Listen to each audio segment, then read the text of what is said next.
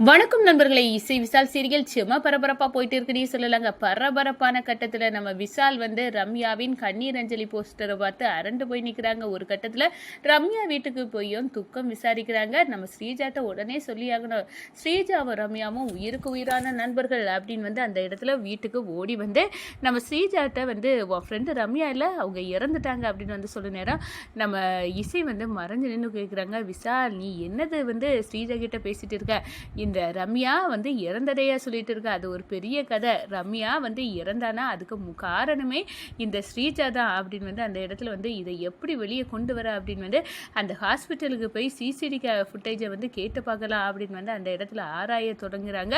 ஒரு கட்டத்தில் ஸ்ரீஜா தான் கொலகாரி, ரம்யாவின் ஆக்சிஜன் குழாயை எடுத்து விட்டு அவளை சாகடிச்ச கொலகாரி ஸ்ரீஜா தான் அப்படின்னு அதிகாரிகளை வர வச்சு கையங்களவுமா பிடிச்சிட்டு போற வைக்கிறாங்க.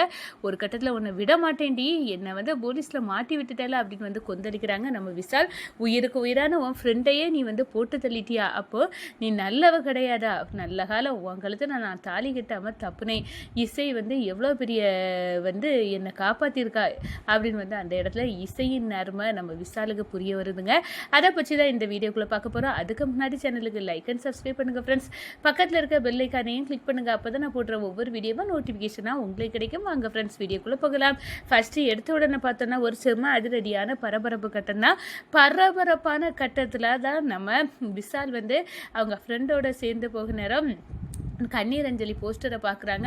நம்ம ரம்யா இறந்துட்டாங்க, எனக்கு கல்யாணம் நான் இசையை பண்ணின அன்னைக்கு தான் இவ இறந்துருக்கா, இப்படி ஒரு துக்கமான விஷயம் அப்படின்னு இதை கேட்டால் ஸ்ரீஜாவால் தாங்கிக்கிட முடியாது. ஏன்னா ஒரு கட்டத்தில் ஸ்ரீஜாவும் ரம்யாவும் உயிருக்கு உயிரான நண்பர்கள் அப்படின்னு அந்த இடத்துல நினச்சிக்கிட்டே இருக்கிறாங்க. நம்ம விஷால் இதை ஸ்ரீஜாட்ட சொல்லணும் அப்படின்னு நினைக்கிறாங்க. நம்ம ரம்யா வீட்டில் போகிற போய் கேட்டு பார்க்குறாங்க. அவங்க அப்பா, நான் தான் ரம்யாவோட அப்பா அப்படின்னு சொல்லணும்.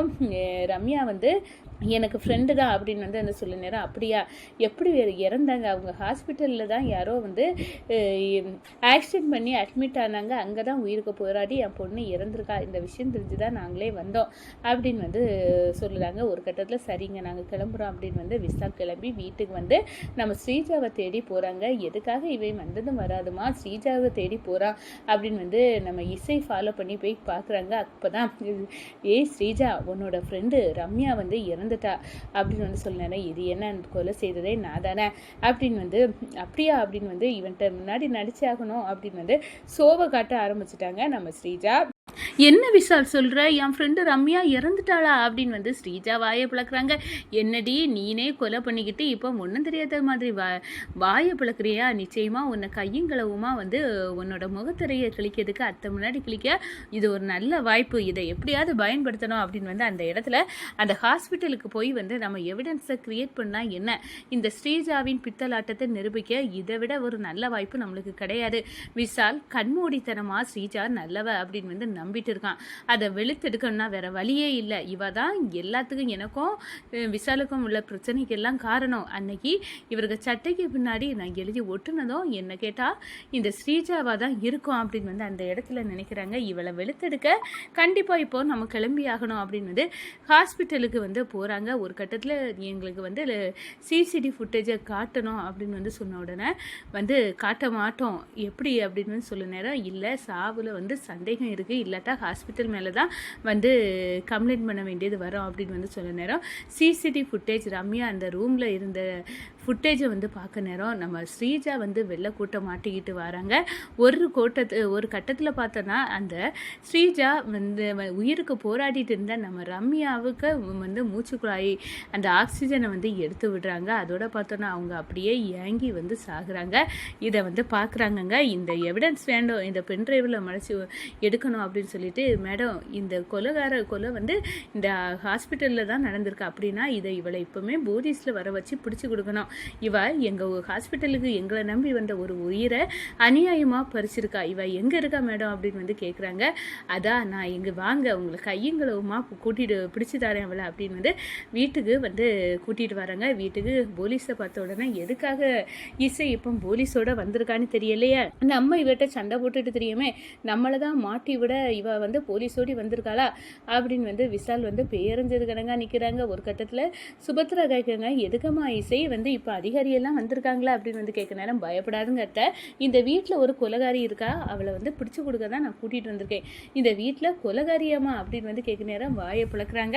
ஆமாம், இந்த ஸ்ரீஜா வந்து எங்கள் கல்யாண நாள் அன்னைக்கு வந்து ஒரு பெரிய கொலை செய்துட்டு தான் வந்து விசாலை கல்யாணம் பண்ண வந்தால் அவளை வந்து தாலி கெட்டக்கூடாது அப்படின்னு வந்து விசால் கையால் தாலியை கெட்டக்கூடாதுன்னா நான் வந்து முக்காடு போட்டு வந்து விசாலுக்கு மனைவியானேன். ஆனால் நீங்கள் இக்கட்டான சூழ்நிலையில் வர்ஷினியை வந்து ராகவ தாலி கெட்டதை தடுத்து நிப்பாட்டி இந்த நம்ம ஸ்ரீஜாவை நீங்கள் வந்து பொண்ணாக மாற்றிட்டீங்க. எப்படியோ இந்த வீட்டு மருமகள் ஆகிட்டு அவள் ஆனால் ஒரு கொலையை பண்ணிட்டு தான் அன்னைக்கு வந்தா. இந்த சிசிடி ஃபுட்டேஜை பார்த்தா உங்களுக்கு நல்லாவே தெரியும் அப்படின்னு வந்து போட்டு காட்டுறாங்க. சிசிடி ஃபுட்டேஜ் அங்கேருந்து பென்ட்ரைவில் எடுத்துகிட்டு வந்ததை நம்ம இசை வந்து போட்டு காட்டுறாங்க. உண்மை தெரிஞ்சு அரண்டு வாயடைச்சு போகிறாங்க. சுபத்ரா வந்து என்ன இவ ஒரு கொலகாரியா, இசை எவ்வளவோ சொன்னால் வர்ஷினிக்கும் ராகவுக்கும் கல்யாணம் நடக்கட்டும், இவ வந்து நல்லவ இல்லைன்னு சொன்னா, நம்ம இவ சொல்றத அந்த நேரம் காது கொடுத்தே கேட்கல. இவ வந்து இந்த வீட்டுக்கு மருமகள் ஆவதுக்கு எந்த எல்லைக்கும் போக தயாராக இருந்திருக்கா. இப்படி ஒருத்தியா அப்படின்னு வந்து கொலகாரிக்கு இந்த வீட்டில் எந்த உரிமையும் கிடையாது அப்படின்னு சொல்லுனேன்னா, என்னம்மா உரிமை கிடையாதுன்னு சொல்லிட்டு இருக்கீங்க, ஆனால் இவளை இருக்க வேண்டிய இடமே இங்கே இல்லை, அதுக்காக தான் பிடிக்க வந்திருக்கோம். உங்கள் சின்ன மருமக கண்டுபிடிச்சி இவ்வளோ பெரிய கொலகாரியை எங்களுக்கு தந்திருக்கா அப்படின்னு வந்து அதிகாரிக வந்து கையுங்களவுமா நம்ம ஸ்ரீஜாவை வந்து பிடிக்கிறாங்க. நம்ம விசால் அடடா சொந்த தோழியே வந்து இப்படி வந்து கொல்ல துணிஞ்சிருக்க, இவ எல்லாம் நல்ல காலம், நான் கல்யாணம் பண்ணலை, என் அன்புக்கு தகுதியானவளே இல்லை, இவளை போய் நான் லவ் பண்ணிகிட்டே இருந்தேன் அப்படின்னு வந்து நினைக்க நேரம் எனக்கு கேவலமாக இருக்குது. ரம்யா வந்து எவ்வளோ உதவி இவளுக்கு செய்திருக்கா, ஆனால் ஒரு உதவிக்கு அந்த ஒரு நஞ்சு கூட இல்லாமல் அவன் என் வீட்டுக்கு வந்து என்னை கல்யாணம் பண்ணணும், அதுக்காக வந்து அதே அன்னைக்கு ரம்யாவோட உயிரை எடுத்திருக்கா, அவளுக்கு ஏதோ ஒரு உண்மை தெரிஞ்சிருக்கு என்ன அப்படின்னு வந்து யோசிக்கிறாங்க. நான் வந்து ஸ்ரீஜா கூட தப்பாக நடந்துக்கிட்டேன் அப்படின்னு வந்து நான் நினச்சிட்டு இருந்தேன், ஆனால் எதுவுமே நடக்கலை அப்படின்னு தான் இப்போ எனக்கு தோணுது. இப்படிப்பட்டவா போலியாட்டு கூட வந்து கிரியேட் பண்ணி ஃபோட்டோ எடுத்திருக்கலாம், ஏதோ ஒரு உண்மை ரம்யாவுக்கு தெரிஞ்சிருக்கு, அதை என்கிட்ட சொல்லிடுவா அப்படின்னு வந்து அந்த இடத்துல தான் வந்து தடுத்து இந்த கல்யாணத்தை வந்து நிப்பாட்டுறதுக்கு ட்ரை பண்ணியிருக்கா. ஆனால் ரம்யாவை தடுத்து ஆக்சிடென்ட் வச்சு இவ கொலையும் பண்ணியிருக்காளா அப்படின்னு வந்து வாயை பிளக்குறாங்க நம்ம விசால். என்ன விசால் புரிஞ்சுதா, இப்போ ஒரு கொலைகாரி கிட்டேருந்து உன் வாழ்க்கையை காப்பாற்றிருக்கேன் நான் அப்படின்னு வந்து அந்த இடத்துல சொல்ல நேரம், ஆமாம் இசை இப்போ எனக்கு நல்லா புரிஞ்சுது, நான் இது தெரியாமல் நான் வந்து நல்லவ அப்படின்னு வந்து ஸ்ரீஜாவை நினச்சிட்டு இருந்தேன் அப்படின்னு சொல்ல ராகவ் வந்து அநியாயமாக என் வாழ்க்கையை நாங்கள் சொல்ல கேட்காம நாசாக்கிட்டீங்களாமா அப்படின்னு வந்து சொல்ல நேரம், அதெல்லாம் ஒன்றும் இல்லைடா, இப்போ கூட இவ வந்து நம்ம என் வீட்டு மருமகளே இல்லை, நான் வந்து டைவர்ஸ் பண்ணிக்கிட்டு நீ வந்து ஆசைப்பட்ட வாழ்க்கையை வர்ஷினி கூட வாழு அப்படின்னு வந்து அந்த இடத்துல சொல்லுறாங்கங்க சுபத்ரா.